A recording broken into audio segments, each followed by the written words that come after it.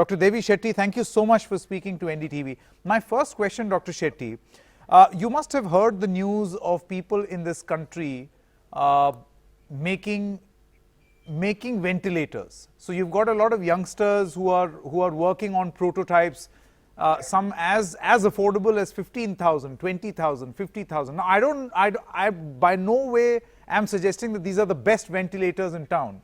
But do you think the government must acknowledge that in a war type situation, every such effort has to be acknowledged, prioritized, and perhaps even commissioned? I am also involved in the whole selection process of various ventilators.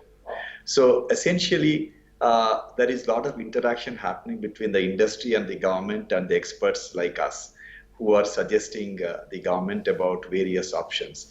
The most important thing is that, you see, there are hundreds of startups who have come up with ideas, but ultimately you have to test it.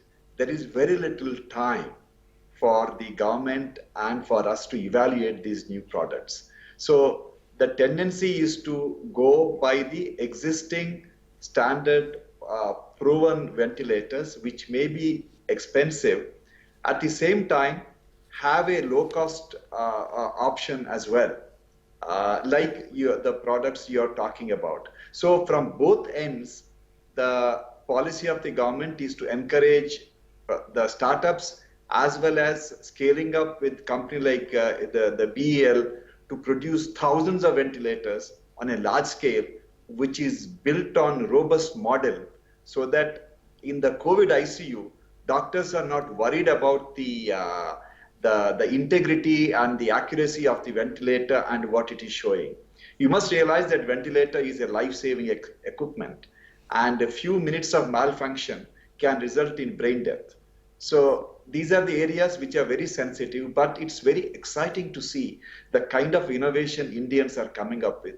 So it may not be a product which is ready for us to use in the next few weeks, but definitely it is going to have a big impact. And believe me, I always looked at foreign ventilators for, whenever I bought ventilators, I wanted to buy foreign ventilators.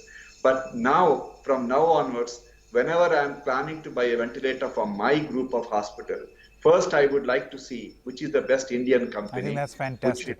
Ventilator. Yeah. Absolutely. Ever so more, because China, our dependence on China, in fact, the world's dependence on China has proved to be fatal for them. Dr.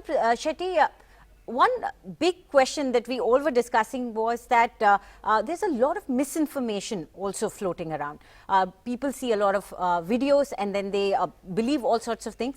What would you say currently, as the information also keeps changing, instructions also keep changing, how important is it for us to trust correct sources, and where should people get their medical information from? They should just watch NDTV. Medical information, Even not that, news. Yeah, we've got a doctor right here.